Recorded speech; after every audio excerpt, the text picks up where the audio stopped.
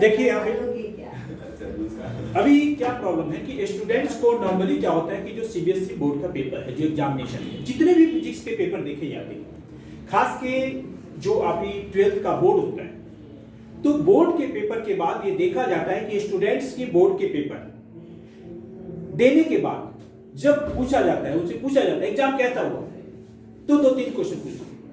Question lengthy था, कुछ conceptual ज्यादा थे, न्यूमेरिकल का पोर्शन ज्यादा था, इजी क्वेश्चन पेपर नहीं था। This is the general concept student बोलते हैं, जनरल कंसेप्ट ऐसे ही बोलते हैं कि उनका पेपर खराब नहीं। और इवन कुछ पेरेंट बोलते हैं कि मेरे बच्चे का फिजिक्स का पेपर उतना अच्छा नहीं, फिजिक्स का पेपर उतना अच्छा नहीं। मेडिकल में भी बहुत ज्यादा चीज होता है, बायो बहुत अच्छा होगा, केमिस्ट्री भी अच्छा होगा, फिजिक्स खराब होगा। अभी पेपर होगा, पहला पेपर आपका इंग्लिश का होगा, फिर केमिस्ट्री का, फिर इंग्लिश का बहुत अच्छा होगा, केमिस्ट्री अच्छा होगा, ठीक है, फिजिक्स बिल्कुल बर्बाद, फिजिक्स की वजह से लग गया। और सेम स्टूडेंट्स और सेम पेरेंट पेपर से 10 दिन पहले, 15 दिन पहले फिजिक्स बिल्कुल तैयार है, रिवीजन चल रहा है, क्वेश्चन सब हो रहे हैं, एनसीईआरटी कर लिया, लास्ट ईयर पेपर कर लिया, प्रैक्टिस हो रहा है।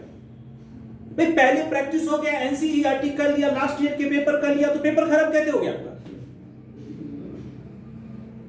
पेपर कैसे खराब हो गया? पेपर से तो पहले 10 दिन पहले, 15 दिन पहले एनसीईआरटी 2 बार 3 बार कर चुका हूं, क्वेश्चन हाँ वो भी हो चुका, लास्ट ईयर पेपर वो भी, सैंपल पेपर कर रहा हूं, हो रहा है, हाँ हो रहा है, एमसीक्यू क्वेश्चन बहुत कर लिया सर, कितनी बार कर लिया, कोई डाउट? बिल्कुल डाउट नहीं। लास्ट में क्या होता है पेपर के बाद? पेपर खराब हो गया, क्या दिक्कत है सर? आपने ठीक से नहीं करवाया। सेम स्टूडेंट्स, सर आपने कैसे ऐसे पढ़ाया कि इस बच्चे को दिया है, और पेपर से 15 दिन पहले बिल्कुल ठीक है फिजिक्स, कुछ और पढ़ा दो सर, नहीं पढ़ाने की जरूरत, सब कुछ हो ही रहा है क्वेश्चन तो, या कुछ सिस्टम के पेपर ही छूट गए, ये लो आता था पेपर ही छूट गए, कर नहीं पाए। प्रॉब्लम क्या है यहां पे समझ, ये चीजें एक बार नहीं हुआ, 10-15 सालों में बार बार मैं देखता हूं, बार बार मैं देखता हूं, और इस बार भी मैं बताऊंगा। अभी पेपर 2020-21 का होगा, जबकि टर्म 1 एग्जामिनेशन आसान हो रहा है, तब पर भी एग्जाम के बाद 50 या 80% स्टूडेंट का पेपर में प्रॉब्लम होगा, और पेपर से पहले कोई प्रॉब्लम नहीं होगी उस स्टूडेंट को। बट मैं यहां पे क्या क्या प्रॉब्लम है, मैं यहां पे ये 7-8 पॉइंट में आपको क्लियर कर देता हूं। प्रॉब्लम में पहला है not a proper focus on NCERT. NCERT book में प्रॉपर फोकस नहीं होता। अब एनसीईआरटी में प्रॉपर फोकस का क्या मतलब है? किस टॉपिक में कितने कंसेप्ट है, फैराडेज लॉज के अंदर मेन पॉइंट क्या है, चार जिसको मैं दिमाग में फिट कर लूं। आई नो, मैं 21 सालों से पढ़ा हूं, मुझे पता है। आपने कहा कि एनसीईआरटी बुक में सर ने एक लाइन लिखा दिया ना, वो लाइन मेरे को आता है तो मेरे को फैराडेज लॉ आता है।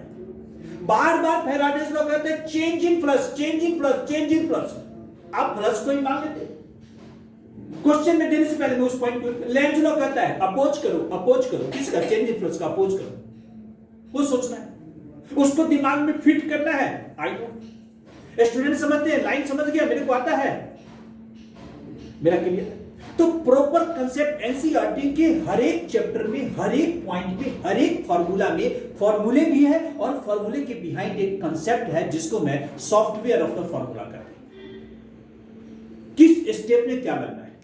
E = BLV फार्मूला सबको आता है, लेकिन BLV परपेंडिकुलर तो होना चाहिए, नहीं तो क्या होगा? अभी आपने क्वेश्चन क्या, E = BLV sin theta, BLV लगाते आंसर गलत होता। वो sin थीटा जब डेरिवेशन किया गया था तो वहां BLV परपेंडिकुलर करके ही किया गया था, परपेंडिकुलर करके ही किया गया था, वहां पे हमने छोड़ दिया था। तो एक पॉइंट तो आपने यहां पे देखा कि एक प्रॉपर एनसीईआरटी की एक एक लाइन का कंसेप्ट जो सिलेबस में है, उसके एक एक चीज का कंसेप्ट करना, जो सिलेबस में नहीं उसको छोड़ दो, लेकिन सिलेबस के अंदर कोई भी कंसेप्ट छूटना नहीं चाहिए। एनसीईआरटी के अंदर इंडेक्स्ड क्वेश्चन करना, उसके पीछे का हर एक क्वेश्चन करना और खुद से करना। सॉल्यूशन देख के क्वेश्चन हो जाता है, सॉल्यूशन बिना देखे उसके पीछे कौन सा कंसेप्ट लग रहा है वो आना भी चाहिए, ठीक है। तो एक ये पॉइंट हमने बताया है, ये पूरा लेस प्रैक्टिस, स्टूडेंट प्रैक्टिस कम करते हैं। पेपर से पहले कम से कम हर टॉपिक का 3 बार मिनिमम प्रैक्टिस होना चाहिए। मिनिमम 3 बार आता है तब पर भी 3 बार प्रैक्टिस। फॉर्मूले 3 बार लिखो, कंसेप्ट लिखो, फॉर्मूले लिखो, यूनिट लिखो, डायमेंशन लिखा है डायमेंशन लिखो, उस फॉर्मूले के क्या क्या केस हो सकते हैं वो लिखो, और एक गॉस थ्योरम में क्या क्या कंसेप्ट है, उसके एप्लीकेशन क्या है, उसकी डायग्राम बनाओ, उसके ग्राफ को हर चीज की प्रैक्टिस करो। 3 बार 3 बार से कम प्रैक्टिस करना ही। आता है तब पर भी 3 बार, नहीं आता है तो 5 बार। कोई दिमाग नहीं लगा इसमें, 5 बार। ये 2 चीज, एक तो मैंने कहा हर एक कंसेप्ट, और दूसरा प्रैक्टिस। आता है तब पर भी 3 बार practice. Lack of test practice, जो सीबीएसई का पैटर्न है, जो बोर्ड का पैटर्न है, उस पैटर्न पे हमें पेपर की प्रैक्टिस करना है। 1.5 घंटे का पेपर जो अभी आपका 90 मिनट्स है, 90 मिनट है, 55 को चलो 3 बार 4 बार पेपर करो। पहले में ज्यादा टाइम लगता है, कोई बात नहीं, करो ओएमआर शीट तो करो प्रैक्टिस। उसके बाद यहां पे मैंने टाइम मैनेजमेंट का बात करा है। टाइम मैनेजमेंट का मतलब क्या है कि अगर आपने 90 मिनट्स में पूरे 45 क्वेश्चन कर लेते हैं, आपका पूरा क्वेश्चन ठीक हो जाता है, तो आपका प्रैक्टिस बहुत अच्छा है? नहीं, आपका प्रैक्टिस बिल्कुल अच्छा नहीं, आप पेपर में लूज करेंगे। You have to make your practice in less time at home. You make practice in only 70 minutes. 20 minute पहले आपका पेपर 90 मिनट्स का प्रैक्टिस मेरे को 70 मिनट में करना है। 70 मिनट में हर पेपर 70 मिनट का, 1.5 घंटे का पेपर है, 70 मिनट्स आपका टाइम है। उसमें 10 मिनट टाइम बचा लेना है रिवीजन के लिए। 20-25 मिनट पहले प्रैक्टिस करोगे, then your paper, your test paper, you will be smooth in examination. पूरे का एक बार रिवीजन करना जरूरी है। रिवीजन करने से कई बार कुछ गलतियां आपसे खुद हो जाती है, you will correct them and get better marks.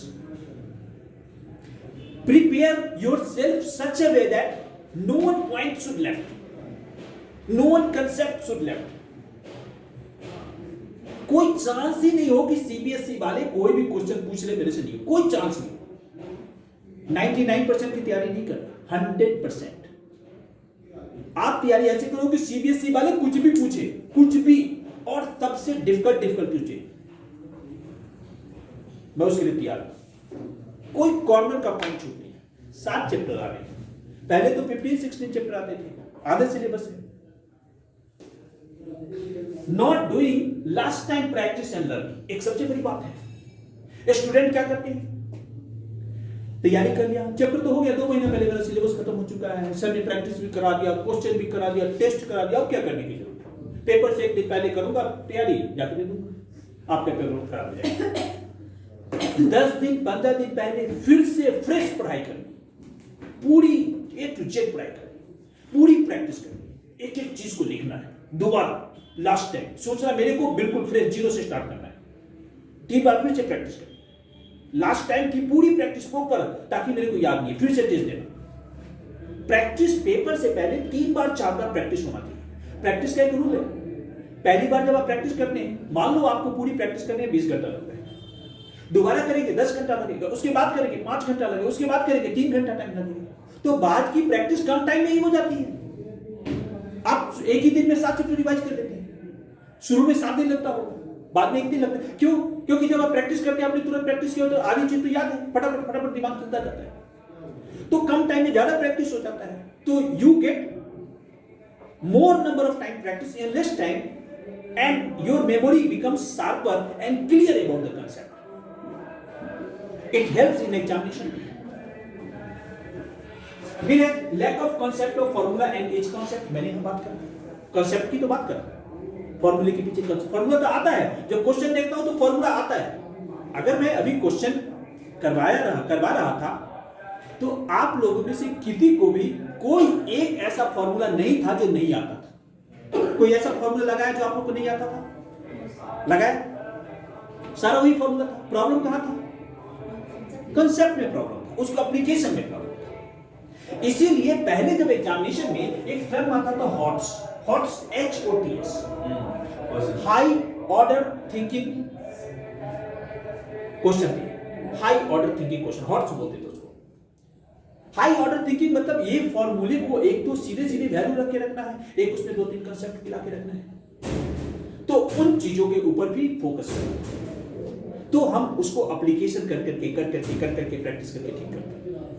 तो अभी जो पेपर सैंपल पेपर जो कर रहे हैं इसीलिए तो कर रहे हैं ताकि मेरी को आदत बन जाए, आपको आदत बन जाए वो फॉर्मूले को लगाने की, उस फॉर्मूले से कैसे टेढ़ा मेढ़ा करके लगा दे, क्वेश्चन कैसे पूछे तो मैं करूं। अगर नहीं करूंगा तो फॉर्मूले तो आपको याद हो जाएगा, लेकिन पेपर में फॉर्मूले भी पता है, क्वेश्चन भी पता है, कर नहीं पाता। एप्लीकेशन करके तो हम ठीक कर रहे हैं। अगर मान लो कि मैंने कोई ऐसा क्वेश्चन आ गया जो मैंने नहीं बताया, लेकिन मैंने और 10 क्वेश्चन उस फॉर्मूले पे करा रखा है, तो now you are able to think about how to apply. आपको एप्लीकेशन की आदत तो बन जाएगी, तो दैट इज वो ज्यादा जरूरी है। Focus on different direct theory होता है स्टूडेंट की एक सबसे बड़ी प्रॉब्लम है, बहुत बड़ी प्रॉब्लम। ये 9 स्टूडेंट और पेरेंट को भी प्रॉब्लम है। शुरू में क्या करते हैं, एक ही चीज को बार बार करेंगे।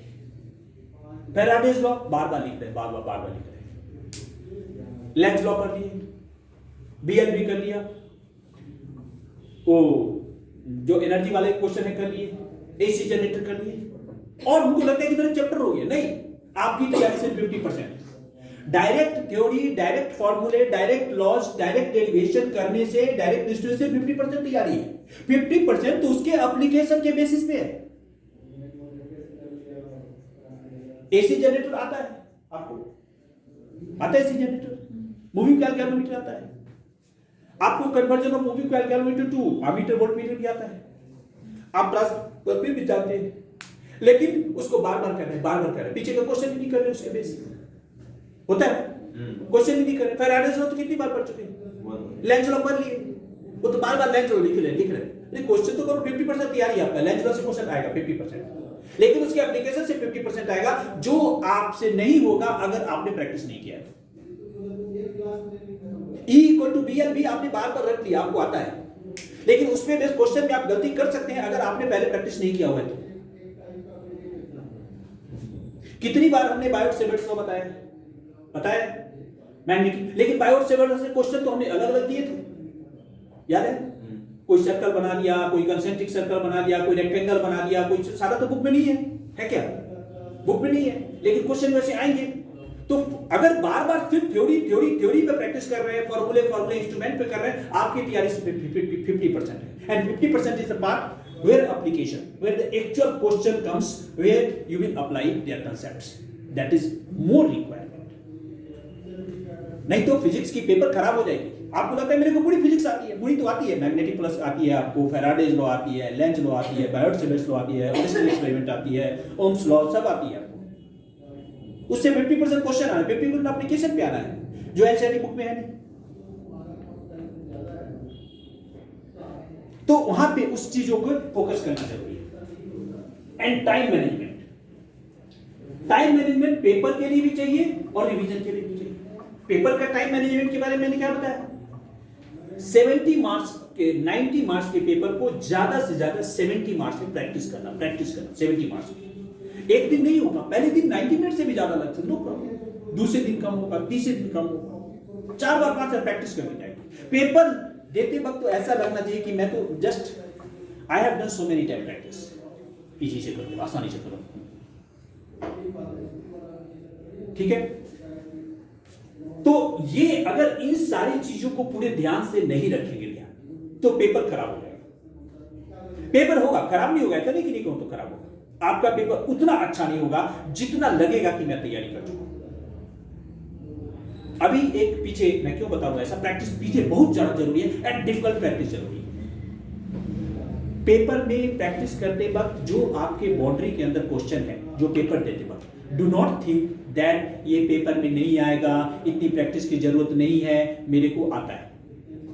एंड सीबीएसई वाले क्वेश्चन डिजाइन इस हिसाब से करते हैं कि सभी स्टूडेंट पढ़ रहे हैं, बट उसमें से ज्यादा इंटेलिजेंट कौन है, ज्यादा कंसेप्ट क्लियर है, they want to differentiate between them, that's why they make 50% question at average level, direct question, so that every student can do it, and another 50% they make graded it, some question 10% difficult, some 20% difficult, some 30% difficult, and where get students stuck in the paper, and they feel no confidence during paper. They do not know what to do. I know formula. I have done practice so many times. I have remember all laws and formula, and even what to do in the question. What to do in the question. और 10-15 question अगर शुरू में आपको मिल गए, आपका paper तो खराब, उसके कॉन्फिडेंस से भी आपका आधा टाइम डिप्रेस चले गया, 50% टाइम आता वो क्वेश्चन में भी लगेगा कि मैं गलत कर रहा हूं कि सही कर रहा हूं। तो इसलिए मैं जो बाद में हम जो प्रैक्टिस कराते हैं, आपको प्रैक्टिस करा रहे हैं, क्वेश्चन करा रहे हैं, इसके पीछे बेसिक लॉजिक रीजन यही है कि आपने जो सोचा कि मेरी तैयारी हो कि आपका चैप्टर तो हमने कब फिनिश कर दिया, लगभग 1 महीने हो गए, तो हम अब क्या कर रहे हैं? प्रैक्टिस कर, क्या वही चीज कर रहे हैं जो हमने पहले किया? नहीं कर रहे, सारा कुछ हो चुका है, दोबारा पढ़ाई वही चीज तो बोर होगा, बट अब पढ़ा रहे लग रहे अरे मैं तो रुक गया क्वेश्चन, रुक गया। अब उसके अंदर का कंसेप्ट तो वो चीजें होना जरूरी है जो ज्यादातर पेरेंट और स्टूडेंट इन चीजों को नहीं समझते। अगर मैं ये चीज पहले ही कराता तो आपका जो भी डायरेक्ट थ्योरी क्लियर नहीं था तो आपको प्रॉब्लम होती। तो ये चीजें करना है। चलिए, thank you, very best of luck.